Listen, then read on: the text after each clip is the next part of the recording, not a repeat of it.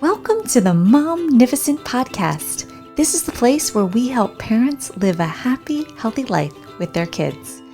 We're going to show you how to connect with your child and help them even in their most difficult moments as we hear from experts in the field. I'm your host, Dr. Karin Jakubowski, an international speaker, public school principal, and former struggling student. The Momnificent Podcast equips parents with science-based strategies to help you live a happy, healthy life with your kids. Welcome. Thank you, Gina, for joining me today. This is, for those of you listening, Gina Moffa. Did I say your last name right? Yes. I'm like, what if it's Moffa and I didn't even ask? So Gina Moffa, good, I went with the right one. Either is fine. Is a therapist, and she specializes in mindfulness-based therapies and focuses heavily on grief counseling and trauma studies. She's here today to talk about how that hidden holiday guest named grief and look at why it's important to honor your grief and how to manage it in yourself or others during this holiday season and beyond. Gina, welcome to Momnificent. Thank you so much for having me. I'm loving this, and congratulations. Thank you. For those of you listening after this Facebook Live, she said congratulations because we're doing a Facebook Live for the first time. Anyway, Gina, I love it asking my guests this question. What's one thing that you've done recently that you might not have done for a while that just brings you joy? I just 2 days ago got back from a road trip to Canada, and I was a girls' trip. And, it's so rare, that you do road trips anymore these days. And so we went to the Canadian wilderness and spent time with dogs and skiing and snow and hiking through the snow. And it just felt so life affirming again. Nature for me is my own source of therapy. And so just to be out in the fresh air, I live in New York City where it can be really dense and, heavy air and whatever. So it was really such a gift. And I haven't had a chance to really get out, especially in that far north, in a while. So it was really wonderful and came back hitting the ground running already yesterday. Oh my gosh. Oh, I love that. And my husband and I, we love being out in nature. We'll go camping. It's like one of our favorite things. And yeah, just there's a park nearby us and I just love to go running. And I sometimes won't even put my headphones in just to hear just the nature sounds. Like just Yeah, unplug from everything and just be out in that's nature. mindfulness at its best. Is so cool. I love that. So Gina, it's so interesting that I came across you and the work that you do twofold because as a school principal, my teachers and I are looking for more ways to become more trauma informed in our practices as educators for ourselves, for our students, for our families. I think it seems like most people have been through trauma just because we all lived through COVID-19, which was traumatizing for everybody. And in addition to that, I really have been wanting to bring somebody on this podcast to talk about grief and that area because I even have a close friend to me who lost her husband January 6th. It was either last year, and my friend, I'm going to ask her to forgive me if it was last year or the year before, and they had just toasted in the new year on January 1st, December 31st, just 5 days before that, and had a clean bill of health and just passed away in his sleep. And it's really been hard for her. And I love learning from people like you to help me know even what to say to her at times when I can't empathize because I haven't been through that exact situation. And when I came across you, I was like, you know what? I want her to be able to speak to my friend tonight because she is still having a hard time. And this was a really rough week for her. And in her mind, she's like, I just have to get through this week. And then, trying to move on still. So what's if someone's lost someone recently or even in the last year or two and they're still dealing with the grief when everyone's like in this happy season around you, Merry Christmas, Happy Holidays, and they're probably inside going like, I can't stand this fakeness. Maybe we can just start there. Sure. I think I hear two things because I think it's what she's going through and how to really highlight some of that, but also how to be a friend and how to be a support system when we don't really know. We haven't been taught, if only we could forego algebra and learn, human emotions and how to be with them. First of all, I'm incredibly sorry for your friend's loss. That is a huge loss. And it is a traumatic loss because it is sudden, it's unexpected, and it is the person that you rely on. This is somebody who helps you raise your children. This is your partner in life. This is probably somebody who helps pay bills. There's so many different losses within the loss of a spouse that we don't often think about too. What I can say about the holidays is, for the most part, being a therapist, so what I hear is so many people are faking it. It's not as happy as we all think it is. And I think what happens is the holidays really highlight all of the things that we're missing, all of the things that don't work, whether it's family estrangement, loss, loss of livelihood, loss of job, loss of a relationship through a breakup, loss of friendship, whatever it may be. That doesn't stop because the holidays are here. And I think what happens is that we feel so forced to be in this jolly Hallmark movie special that we lose sight of the honest stuff that's going on. But if you really ask people, how is this holiday season really going for you? I think if you look in the eyes of somebody, they would say, it's been really hard. How can we really pretend? It's 3 years going into a pandemic that doesn't end really, even though we live as if it's not here, but people are still sick and et cetera. But people are still dying of other things, or, life goes on and loss goes on, because when there's life, there's, as we live, we grieve, because there's so many different types of endings. And so I would say that this is the time that we have to be the most gentle with ourselves. We have to really be honest about our expectations. And I like the way that your friend said, I just have to get through this week. That's it. Sometimes I say that to my clients.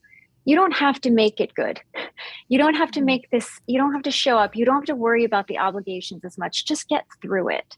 Just have a day. Don't have a good day. Just have a day. And I think if we can be that compassionate with ourselves and others and really cut ourselves some slack, we are able to sort of just get through. And sometimes that's the best we can do. And I love how you say, it reminds me of, it's almost like we have to give ourselves permission to have that day, or give yourself permission that, like, it's okay. You don't, you don't have it all together, and it's not the perfect, situation right now. And I think that's why it's sometimes nice to just listen to podcasts and listen to people like you that can help validate, when sometimes even it's hard for us to give ourselves that permission to be gentle and kind to ourselves. So I really love that you said that. And what we see as teachers and educators in our schools is we see an increase in behaviors right before the holidays. And we don't know what those kids are going home to. We don't know what might feel anxious for them or unstructured, where school sometimes sets up such a consistent, expected environment. And we as educators, we really take that into consideration. Like when we see behaviors escalate, we're like, you know what? It's right before the holidays, and we kind of like know it. It kind of ebbs and flows, and we've seen that because, like you said, it might not, be the most exciting thing for everyone at that time. Absolutely. And kids Wow. pick up on that, right? We saw that with the pandemic also. We thought, oh, how hard it is for kids to just be learning through Zoom or whatever. But what about the kids who have a hard time at home? They don't have their meals at home, or, or they don't have parents who are present, or parents who are, not neglectful. I mean, we don't know the details. And so We I don't. think that even the holidays, kids can pick up on seeing commercials or seeing other kids getting presents that they may not get. And there's a loss there. There's, the loss of all of the hopes that one can have, because the holidays set us up for hope, and they set us up to fail sometimes, because we never really reach those levels that society seems to, the red bow on the Lexus. And, it's just sometimes really like, wow, read the room, society. Who's making these commercials, or who's making these rules about, you said something earlier, like pick yourself up by your bootstraps over an email, and it's this curated, keep it moving, be strong, be a winner, carry on lifestyle. And so I think that seeps into how do we get through the holidays? How do we get through Tuesday? Mhm. It's really, really hard, and we're not really set up for this. So I think the more people like you are doing podcasts and getting out the word that what you feel is normal and you're not Yeah. alone, and it's okay to not want to do this or not want to do that, or to set up plans, escape routes if you don't want to do something. And let's make an agenda so you have a sense of agency over something that feels so intolerable. Mhm. That's the point of view. And so thank you. and, Aw. um, and so hopefully this message can be heard in that way. Yeah, I think just being kind and gentle to yourself. I don't I didn't grow up hearing that. And it takes something for me to give myself permission to just stop and feel and notice what's happening inside, because you just get caught up in the go, go, go, do, and the expectations that people have of you and what we do, especially as women, and we just like carry it all. So shifting just a little bit, can you describe for us what you call traumatic loss? Sure. This answer is going to be a little bit twofold because there is sort of a textbook definition of what traumatic loss is. And then there's a little bit more that I'm talking about in my book that I have coming out this year. Um, in most of the field of psychology, traumatic loss really is quite simple, and it's defined as a sudden, unexpected loss, and or the circumstances surrounding the loss are traumatizing. Great. That doesn't cover a whole lot if that were me. I think humans are a lot more complicated than that. So it doesn't have to be traumatic loss, such as a sudden or unexpected loss of suicide or, murder or, passing away in your sleep.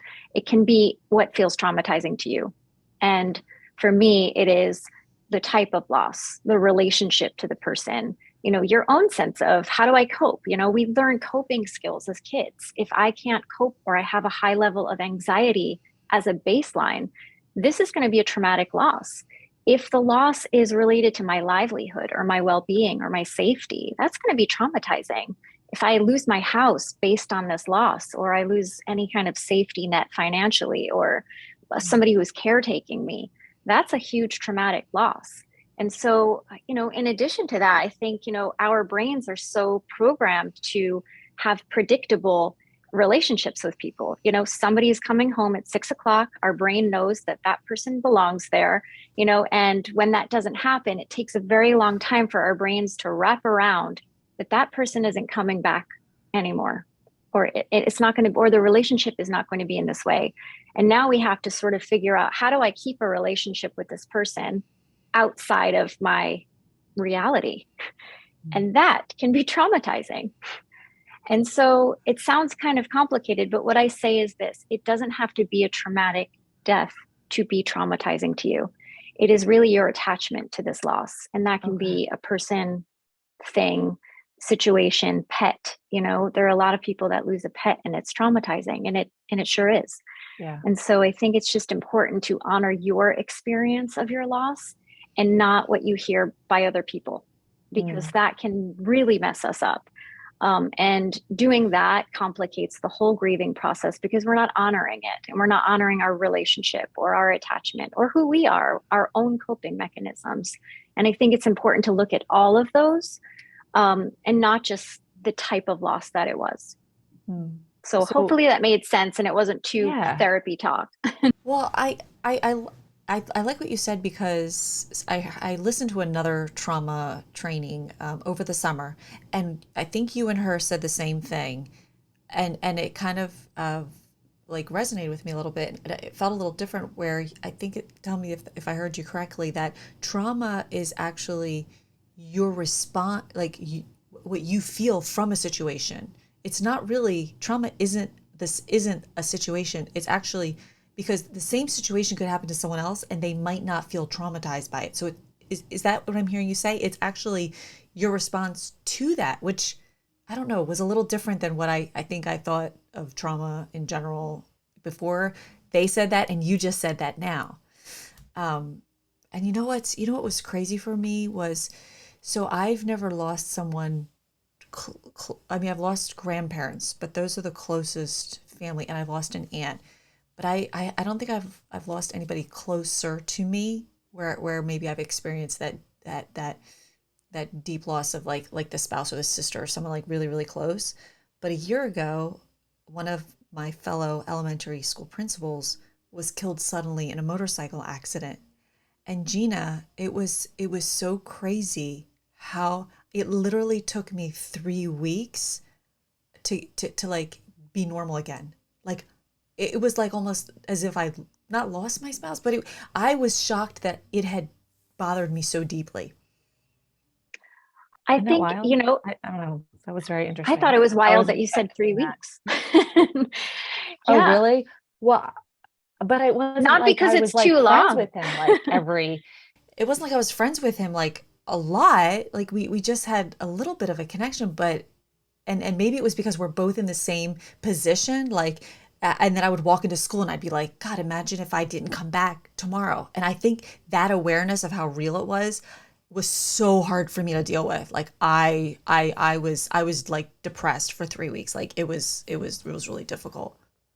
For sure. And I kind of even wonder, I mean, because with that loss is a lot of other losses and a lot of other unknowns. What happens when there's a new principal? What happens to the rules? What happens to the energy? How do we, how do we like relate to this other person who's filling the shoes of someone we didn't want to lose?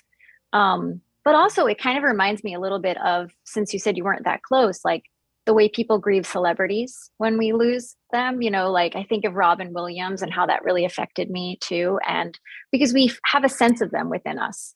So it's Yeah. not just the relationship itself, but kind of our sense of them within us and their particular place in our lives of where we are, right? I'm happy in my job as a principal because there's this person that is a great colleague, and there's so many different ways of looking at loss of people around us that have to do with where we are in our lives and our relationship to change, our relationship to loss, our relationship to even kind of who that person represents in our lives. So it doesn't surprise me that it affected you. And I would say it's funny because I always say, like, I don't put time frames at all on any grief at all. And so I would almost challenge you to wonder, did it really just last 3 weeks? It sounds like it's still, in a way, a part of Mhm. the long chain of loss, that we all, because now it's in your mind, right? And it made you Yeah. think about your own mortality and your own place in this world and your own place in work and your own changes. And I think that changes us fundamentally, especially when there are people close to us, people in our community, like any kind of tragic event, school shootings, which are sort of everywhere these days. But it makes us think about our own family and our own safety and our own lives and our own mortality. And I think that's long lasting. Yeah. Yeah. That was so let me go back to my questions here. How are you doing though? I feel like I Um, threw that at you. How are you doing? no, no, I mean it was last March and the most craziest thing is that we had a principal meeting that morning and he often would sit by himself, kind of to the side, and he always has earbuds in because he was always listening to something inspirational and motivating. And that morning, I went up to him and talked to him and said hi to him because I had somewhat of a connection, a relationship with him, even though we weren't like super close. And we just chit chatted for a few minutes. And that night was the accident, and that's also why I think it impacted me also more, maybe more so, because I was like, I just talked to him that morning. And I hadn't always talked to him, all the time. And at principals meeting, we see each other once a month, and we worked out the same gym. We didn't see each other that often, but we had recently, run into each other there, and so yeah, like you said, it was like just going back to my life and imagining, like, because we were in the same position, what would the school be like if I didn't show up today? And we never know, like, when is the last day, when is the last moment, and then I actually had another guest on my podcast talk about losing her spouse, and I was actually thinking of his wife because maybe she needed to hear that, maybe she didn't know a resource that could help encourage her, and then my friend lost her husband, um, and so it's yeah. You know what I did? I felt for the kids in that school. My heart went out to them so much. And I actually was like, what could I do for them, even though they don't even know me? And you know what I came up with? And I did. I just called the assistant principal who then filled in as the principal. And I said, can I come over and do a read aloud in a class? I just feel like if I was there doing something like I can read a book to a class, I just felt like I was doing something for them where we were all grieving and I was able to read to three different classes and share with them that I was their principal's friend and I miss him and I know you guys miss him too.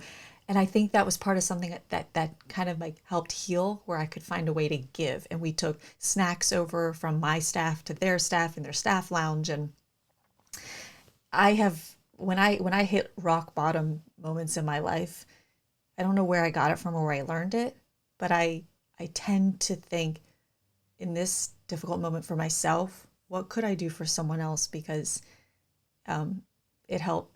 It may or may not be the right thing to do for yourself, but it takes my mind off of me for a minute. And when I'm helping someone else, I always felt better. So I'll write a note to someone if I'm having a rough time, because maybe I can brighten their day because maybe they're having a rough time, and then it always helps lift me out of it. So there's some things I've done over the years. I don't maybe that's a coping mechanism that isn't the best, but yeah. It's about So connection. It's about connection. And it takes us out of ourselves and connecting with another person. So to me, that's a great coping mechanism. As long as you're feeling your feelings too, right? You can't talk to a therapist and not hear that, but to honor your feelings. But also, I think it's really about the connection. And I say this all the time, but the connection is the most healing thing there is. I don't care what your modality is. I don't care what your schooling, your expertise is. It's about the connection. And if you can authentically connect with another heart in truth, that is the deepest, most powerful healing tool there is. And so, yes, it's a good coping mechanism. that's awesome. Well, before I want to hear what your book is about, that I'm so excited that you're publishing, I'm going to go back to one other question that actually came in on my Momnificent Facebook page, which was so cool. So I'll share what this mom shared, and then you can give your thoughts for her. She said, an 8-year-old boy who doesn't have his dad in his life at all and never met him. Left when I was 6 months pregnant. It was a planned pregnancy, not an oops. He moved to another country, and my son is starting to have feelings of shame because of kids at school asking him questions. He doesn't want to talk to them about it.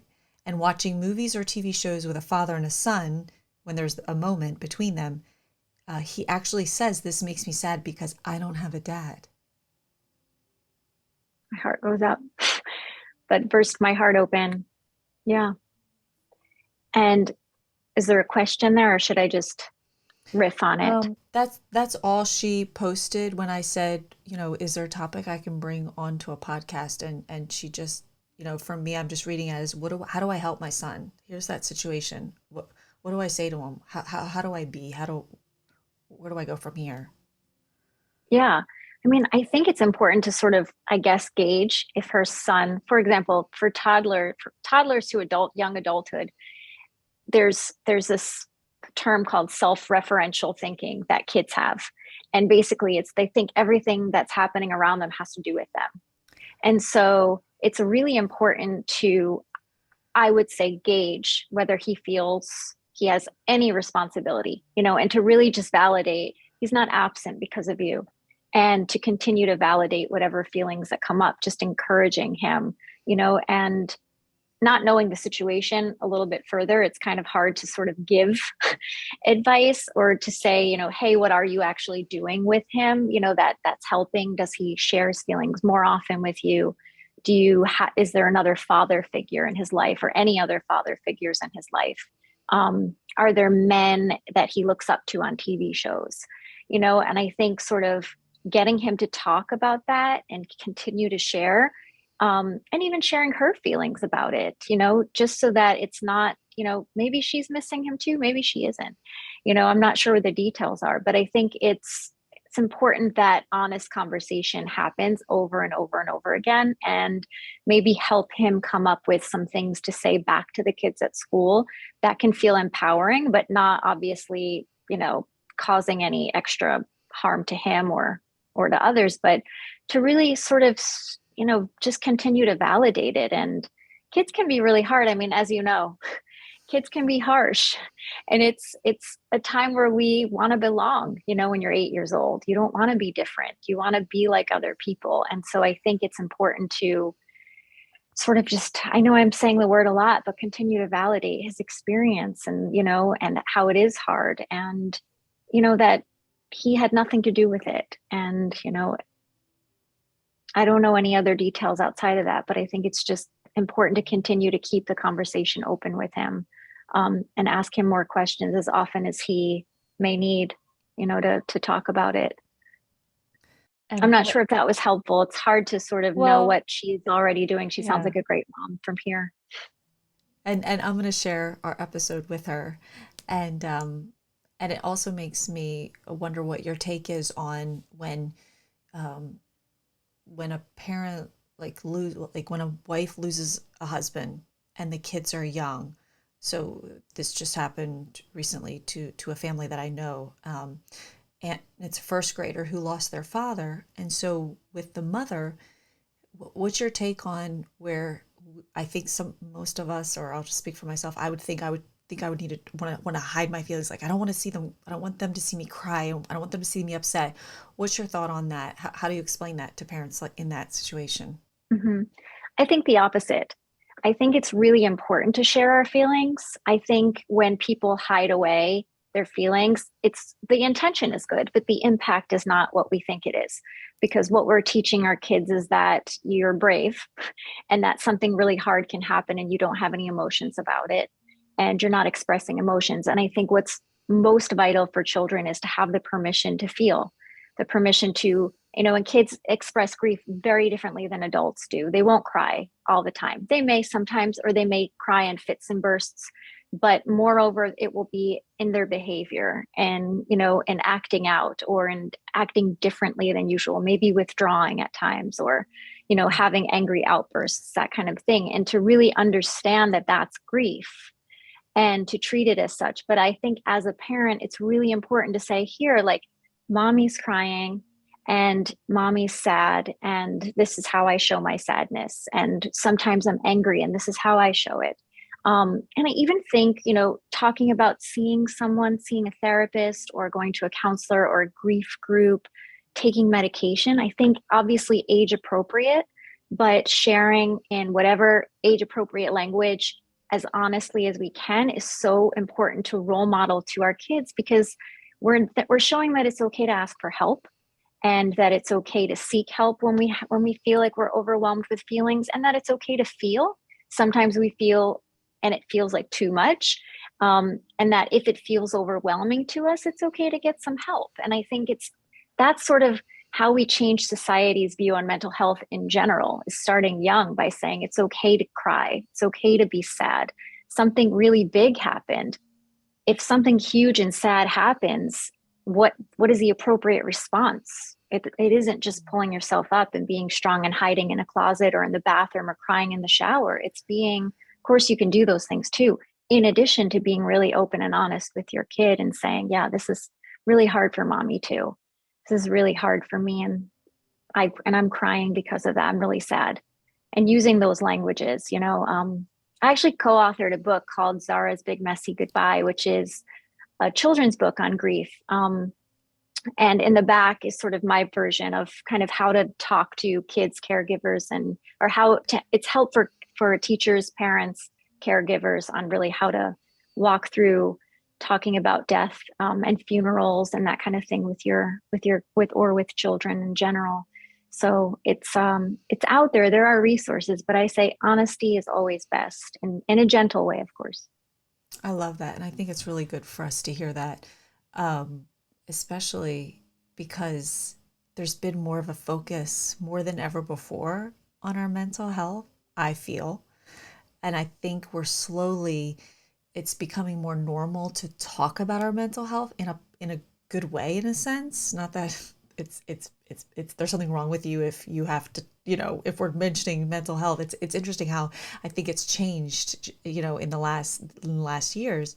And I think a lot of it is, I'll just speak to myself. Growing up, we were taught, to push our feelings down and do this. And it was, I don't want to say it was society, because I'm sure it wasn't everybody, but that was my experience growing up. I learned to push down the feelings, and you go on and put your good attitude on, and like pull up your bootstraps and let's go. Right.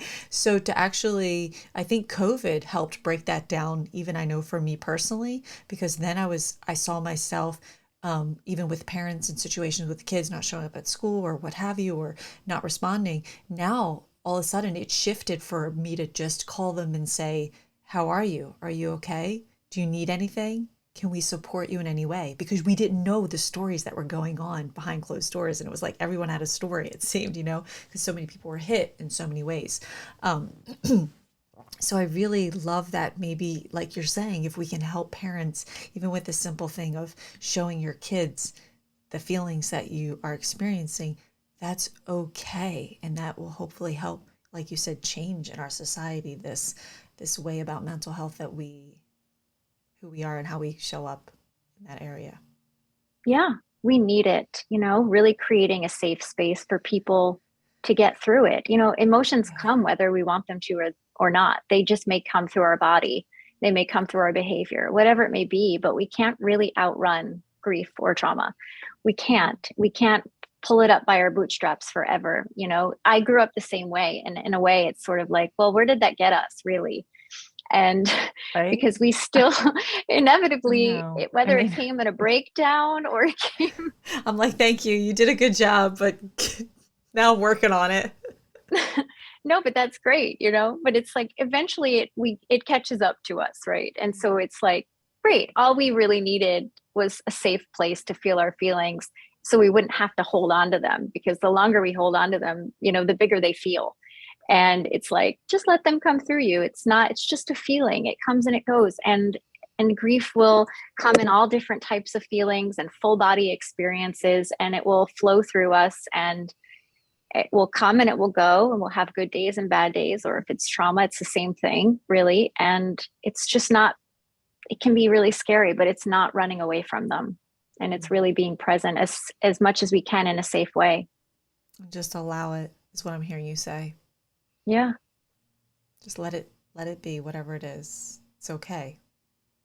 It seems so easy when we say it, and yet I really can empathize with how hard it is, especially when you're brought up not knowing how to feel, not knowing what feelings are, and not knowing how to express it, or if it's okay to express it, or if it's safe to express it. Or, I know so many people are like, but I don't want someone to feel uncomfortable if I Right. cry, and Right. it's like, great, but you're uncomfortable then. And so we all walk around holding it in because we don't want anyone else to be uncomfortable, and not, we're all uncomfortable.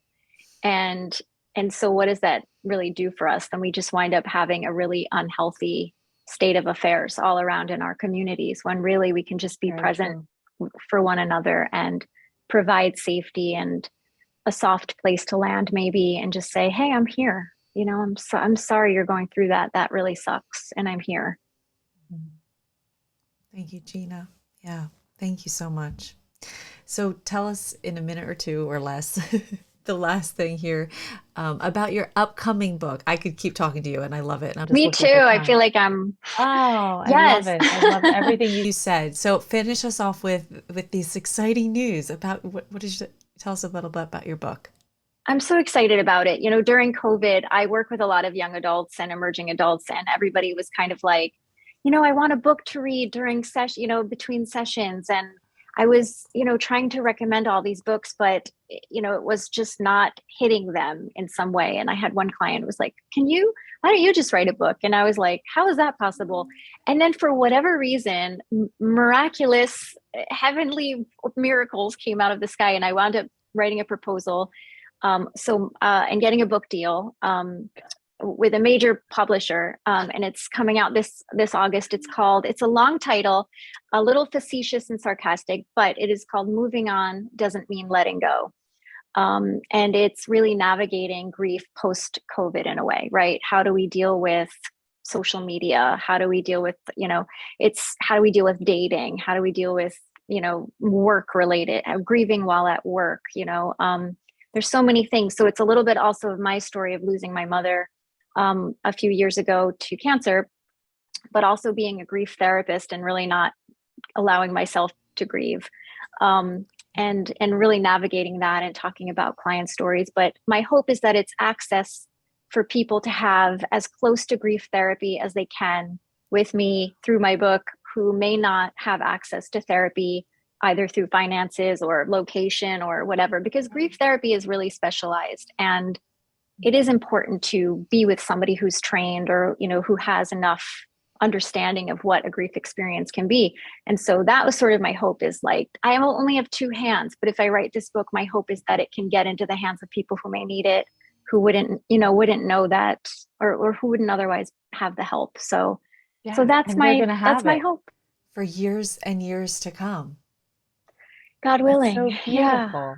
That is so beautiful. Oh, I'm so excited. Thanks for asking. Oh, yeah. And lastly, how can someone find and follow you? Sure. Well, you can go to my website. It's ginamoffa.com. I'm also on the Instagram, pretty active there. It's Gina Moffa, LCSW. I think that's it. That's my handle.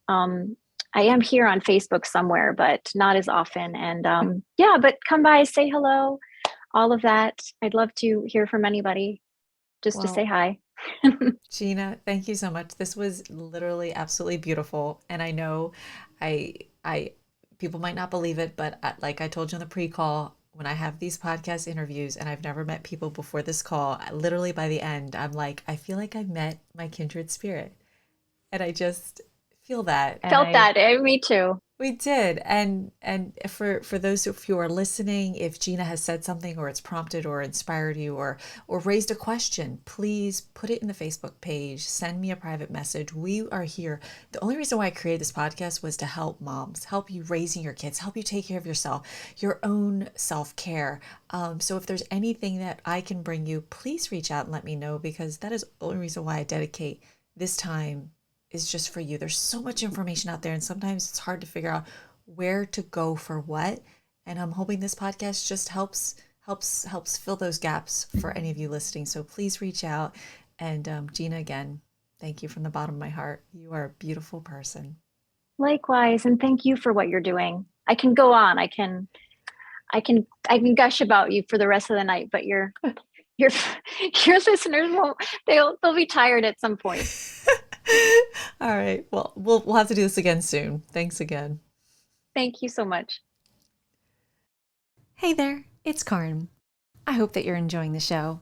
And by the way, if you're a mom who wants to learn how to help your child when they're struggling behaviorally or facing challenges in school, get started today by getting my free short video course, 3 Steps to Happy Healthy Kids, at www.educationalimpactacademy.com/free video. If you're new here or you haven't done this yet, this is definitely the first step to get started in learning how to have a happy, healthy life with your kids. So head on over to www.educationalimpactacademy.com/free video and grab your free gift today. Well, that's all we've got for this episode of the Momnificent Podcast. If you enjoyed this episode, I would be honored if you would subscribe and rate if you really liked it. I know wherever you're listening right now, it might not be the best time to leave a comment, but feel free to leave a question, a review, or a comment at any time. And until next time, remember, don't worry, be happy.